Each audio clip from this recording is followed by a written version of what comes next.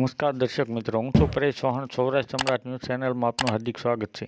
સિંગવડ મામલતદાર કચેરી ખાતે આધાર card centre બંધ હોવાથી કોંગ્રેસ દ્વારા ધરણા પ્રદર્શનની ચીમકી.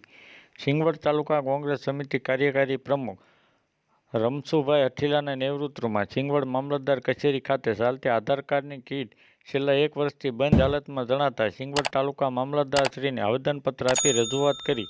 યુવા નેતા જયેશ સંગાડાએ જણાવ્યું કે સિંગવડ તાલુકા પંચાયત કચેરી ખાતે એક જ કીટ ચાલતી હોવાથી જનતાને પારાવાર મુશ્કેલીઓ પડતી હોવાથી તાલુકામાં ખૂબ મોટી લાઈનો પડતી હોવાથી જનતા ત્રાહિમામ પોકારી ઉઠી છે. સિંગવડ તાલુકો દાહોદ જિલ્લાના રાજકારણનું એપી સેન્ટર છે. સાંસદ, ધારાસભ્ય, પૂર્વ મંત્રી, પૂર્વ કેન્દ્રીય મંત્રી છે, છતાં જનતાના પ્રાણ પ્રશ્નોના નિરાકરણમાં આ ચૂંટાયેલા નેતાઓને રસ નથી. આવનાર 5 દિવસમાં મામલતદાર કચેરી ખાતે આધાર કાર્ડ કીટ ચાલુ નહીં થાય તો સિંગવડ તાલુકા કોંગ્રેસ સમિતિ 6 દિવસથી મામલતદાર કચેરી બહાર ધરણા પ્રદર્શન કરશે. બ્યુરો રિપોર્ટ વિજય સરપોટ, સંજેલી.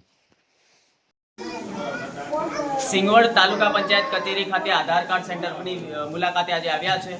હમણાં જ મામલતદારશ્રીને એક આવેદનપત્ર આપીને રજૂઆત કરી છે કે સિંગવડ તાલુકામાં ફક્ત અને ફક્ત એક જ કીટ આધાર કાર્ડની ચાલી રહી છે, જેને કારણે આપ જોઈ શકો છો અહીંયા કેટલી બધી સંખ્યામાં યુવાઓ છે, વૃદ્ધો છે, બાળકો છે, આ સ્કોલરશિપ વાળા વિદ્યાર્થીઓ પણ છે. એટલે એક જ આધાર કાર્ડ સેન્ટર ચાલતું હોવાને કારણે ખૂબ જ ભીડ થાય છે. અહીંયાના કર્મચારીઓને પણ ઘણી તકલીફ પડી રહી છે, કારણ કે એક જ આધાર કાર્ડ સેન્ટર હોવાને કારણે અતિશય મોટી સંખ્યામાં લોકો અહીંયા સવારથી લઈને સાંજ સુધી લાઈનોમાં લાગે છે. એટલે મામલતદારશ્રીને પણ આજે રજૂઆત જે રીતે અમે કરી છે કે મામલતદાર કચેરી ખાતે પણ આધાર કાર્ડ સેન્ટર જલ્દી ચાલુ કરવામાં આવે, જેથી કરીને આ નાના બાળકો જો આધાર કાર્ડ માટે અહીંયા અત્યારે હેરાન થઈ રહ્યા છે.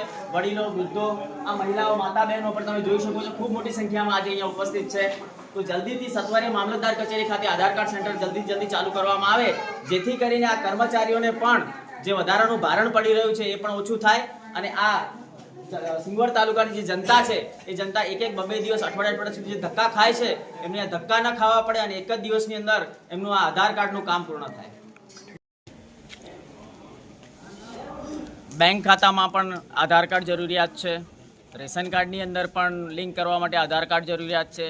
આજે સરકારી કામની અંદર દરેક જગ્યાએ આધાર કાર્ડની જરૂરિયાત પડતી હોય છે.